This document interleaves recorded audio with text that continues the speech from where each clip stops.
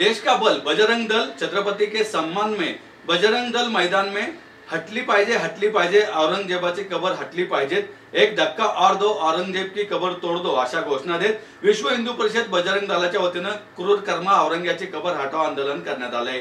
विश्व हिंदू परिषद बजरंग दलाच्या वतीनं क्रूर कर्मा औरंग्याची कबर हटाव आंदोलन पूर्ण महाराष्ट्रात एकाच दिवशी सर्व तहसीलदार जिल्हाधिकारी कार्यालयाबाहेर झाले। यावेळी जिल्हाधिकाऱ्यांना मुख्यमंत्री यांच्या नावे निवेदन देण्यात आले। यावेळी विश्व हिंदू परिषद प्रांत मंत्री किशोर चव्हाण, बजरंग दलाचे प्रांत संयोजक नितीन महाजन आणि प्रांत सहसंयोजक संदेश भेगडे, प्रांत गौरक्षा प्रमुख ऋषिकेश भागवत, पूर्व पुणे मंत्री धनंजय गायकवाड, प्रांत विशेष संपर्क सहप्रमुख श्रीकांत चिल्लाळ, पूर्व पुणे बजरंग दल विभाग संयोजक सुशांत गाडे, सहसंयोजक आकाश दुबे, जिल्हा संयोजक दत्ता तोंडे, चैतन्य बोडके, विक्रम घुंगरूवाले, दिनेश बोमा, राजू कुंडले, सूरज पडवळ, ईश्वर राऊत, दीपुल इनामदार, जिल्हा मंत्री विजय कांबळे, आशिष दुसाने, विवेक गिरी आणि मोठ्या संख्येने कार्यकर्ते उपस्थित होते।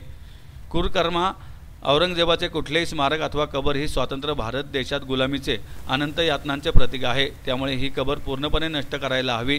जर शासनाने ही कबर नष्ट केली नाही तर संपूर्ण विश्व हिंदू परिषद बजरंग दल हिंदू समाजाला सोबत घेऊन कारसेवा करून ही कबर उद्ध्वस्त करेल, असं यावेळी किशोर चव्हाण यांनी म्हटले। भारताला इस्लामिक राष्ट्र बनवण्याचे स्वप्न पाहणाऱ्या या प्रवृत्तीला औरंगजेबाच्या कबरीतून प्रेरणा मिळते। महाराष्ट्र शासनाने लवकरात लवकर ही कबर काढावी, अन्यथा बजरंग दल स्वाभिमानी हिंदू समाजाला घेऊन रस्त्यावर उतरेल, असं नितीन महाजन यांनी म्हटलं आहे। आज छत्रपती शिवाजी महाराजांचा जन्मदिन, आज फाल्गुन कृष्ण तृतीया सन 1630 रोजी छत्रपती शिवाजी महाराजांचा जन्म झाला।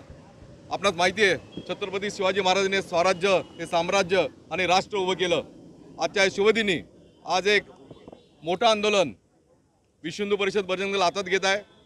आपल्या सर्वांना माहिती आहे, छत्रपती संभाजीनगरला जी औरंग्याची कबर आहे, ती औरंग्याची कबर आम्हाला अजूनही खुणवती आहे की त्यांनी जो अन्याय केलेला आहे हिंदू धर्मावर, हिंदूंचा द्वेष त्यांनी जे केलेला आहे, सोमनाथाचं मंदिर असो, काशीचं मंदिर असो, मथुरेचं मंदिर असो, ही सर्व मंदिरं त्यांनी पाडलेली आहेत। की म्हणून आपल्या महाराष्ट्राचं त्र्यंबकेश्वर मंदिरावर हल्ला केलेला आहे। एवढंच करून तो थांबला नाही तर आपल्या सर्वांना माहिती आहे, आता बलिदान मास चालू आहे। छत्रपती संभाजी महाराजांसाठी महिना या देशातला युवक उपास करतो या बलिदान मासानिमित्त, पाय चप्पल घालत नाही। अशा छत्रपती संभाजी महाराजांचं बलिदान आपण सर्वांनी बघितलेलं आहे आणि आपल्या सर्वांना माहिती आहे, त्या बलिदान पण जे झालेलं आहे ते औरंग्यामुळे झालेलं आहे बलिदान। आणि आपल्याला माहिती आहे 40 दिवस आपले छत्रपती आपल्या मृत्यूशी झुंज देत होते। या जगात असा कुठलाच राजा होऊन गेला नाही की ज्यांनी 40 दिवस तो बलिदान देत होता। आपले 40 दिवस आपले छत्रपती संभाजी महाराज बलिदान देत होते। आणि ज्याप्रमाणे आज समाजातून द्वेष आहे, त्या औरंग्याचा जे देश आहे, 1689 साली जेव्हा छत्रपती संभाजी महाराजांचं देहावसन झालं तेव्हापासून या भारतातल्या प्रत्येक नागरिकामध्ये औरंगजेबाबद्दल द्वेष आहे। आणि आज तो द्वेष आम्ही प्रतिनिधित्व करत आहोत। हा तो द्वेष, हा प्रत्येक समाजाचा द्वेष, जनतेतला द्वेष आम्ही आज सगळं बाहेर काढतोय। आज समाजामध्ये चांगली जागृती निर्माण होतीये आणि आज आम्ही आवाहन करतोय महाराष्ट्र सरकारला की आजच्या दिनी आपण निर्णय घ्यावा। आज आम्ही महाराष्ट्रात सर्वदूर तहसील कार्यालयात असो किंवा जिल्हाधिकारी कार्यालय असो आम्ही निवेदन देत आहोत। हे निवेदन छत्रपती संभाजी महाराजांच्या बलिदानासाठी सुद्धा निवेदन आहे आणि हे सगळं निवेदन जे आहे हे माननीय मुख्यमंत्री महाराष्ट्राचे त्यांच्यापर्यंत पोहोचेल आणि त्यांनी तो निर्णय घ्यावा लवकरात लवकर। ती कबर ह्या महाराष्ट्रातूनच नाही, छत्रपती संभाजीनगरमधून सुद्धा नाही, या देशातूनच ती बाहेर काढावी। अन्यथा आपल्या सर्वांना माहिती आहे, जर विश्व हिंदू परिषद बजरंग दलाने जर ठरवलं कार सेवा नक्की काय असती याचं वर्णन करायला आपल्याला आवश्यकता नाही। कार सेवा जर नको असेल तिथे तर महाराष्ट्र सरकारने ताबडतोब ती कबर काढून टाकावी, एवढी आमची विनंती आहे।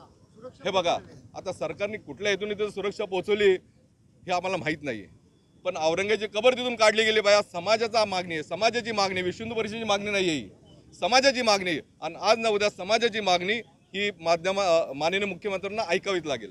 विश्व हिंदू परिषदेचा बजरंग दलाचा कुठल्याही कार्यकर्त्याने असं आवाहन केलेलं नाहीये की आम्ही आता छत्रपती संभाजीनगरला जातोय।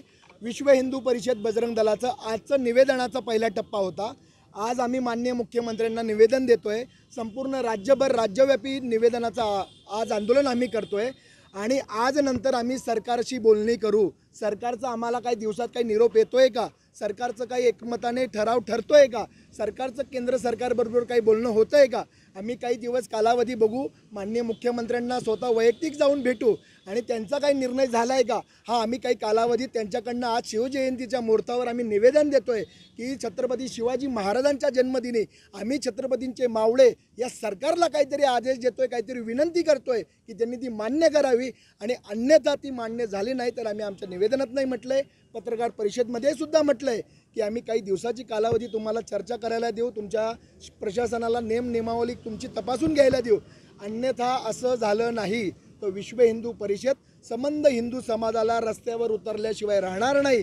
आणि ते रस्त्यावर एकदा विश्व हिंदू परिषद बजरंग दलाचे कार्यकर्ते उतरलेत तर आमचा इतिहास आहे, हिंदूंचा इतिहास आहे. जेव्हा हिंदू जागा होतो, विश्व हिंदू परिषदेचे कार्यकर्ते जागे होतात, तर बाबरी ढाच्यासारखा कलंकित ढाचासुद्धा आम्ही 1990ला आणि 92ला पाडून दाखवला.